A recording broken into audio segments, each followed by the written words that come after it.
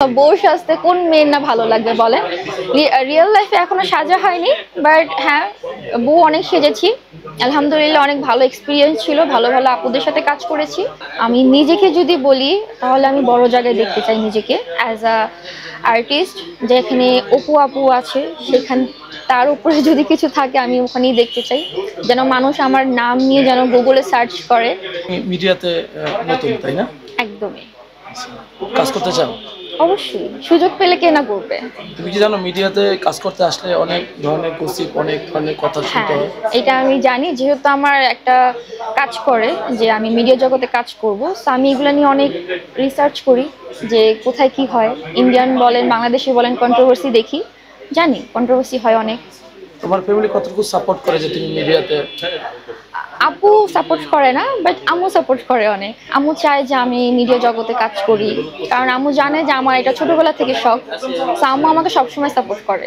তুমি কি কোনো শুট করেছো? হ্যাঁ, আমি ব্রাইডাল শুট করেছি।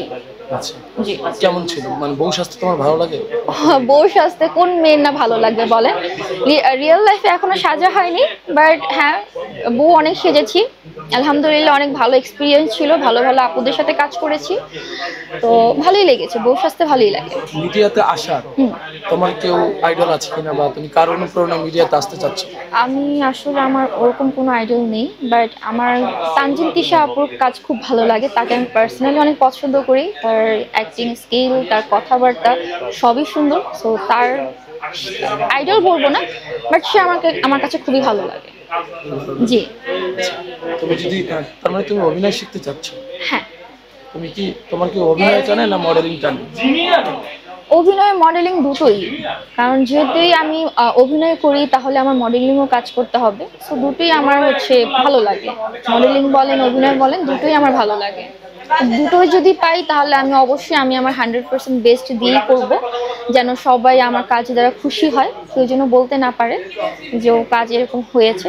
সো আমি 100% বেস্ট দিয়ে ট্রাই করব। আসলে আমার আব্বু কিন্তু এই জন্যই আমাকে মিডিয়া জগতে যেতে দিতে চায় না, যে মিডিয়া জগৎ কিন্তু একটু ডার্ক সাইড আছে।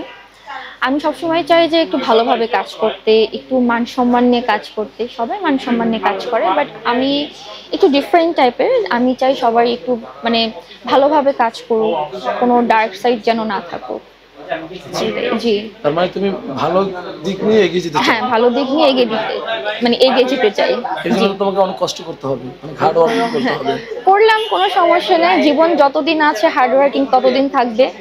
বাঁচতে হলে তো অবশ্যই হার্ড ওয়ার্কিং করতে হবে, বসে বসে তো আর কেউ থাকবে না। সো হার্ড ওয়ার্কিং অবশ্যই করতে হবে। অ্যান্ড আমার মনে হয় আমি এখনো হার্ড ওয়ার্কিং করে যাচ্ছি। মাশাআল্লাহ, তুমি দেখতে তো অনেক cute. Thank you so much. অনেক বেটার। থ্যাংক ইউ সো তো মাচ। সেই জায়গায় তুমি যদি মিডিয়াতে কাজ করো, জি। তুমি তোমার নিজেকে কোন জায়গায় নিয়ে যেতে চাও? আমি নিজেকে যদি বলি তাহলে আমি বড় জায়গায় দেখতে চাই নিজেকে অ্যাজ আ আর্টিস্ট। যেখানে অপু আপু আছে সেখান তার উপরে যদি কিছু থাকে আমি ওখানেই দেখতে চাই, যেন মানুষ আমার নাম নিয়ে যেন গুগলে সার্চ করে, অ্যান্ড সবাই যেন বলে যে না, ওই একটা নায়িকা খুব ভালো কাজ করছে, অ্যান্ড ওকে দেখে আমরা অনেক কিছু শিখছি। অনেক মেয়েরা যেন আমার দ্বারা যেন অনেক কিছু শিখে। সো এত স্ট্রাগল করার পর এখানে কিভাবে আসতে হয়, সো আমি এটাই চাই যে আমি নিজেকে বড় পর্যায়ে দেখতে চাই।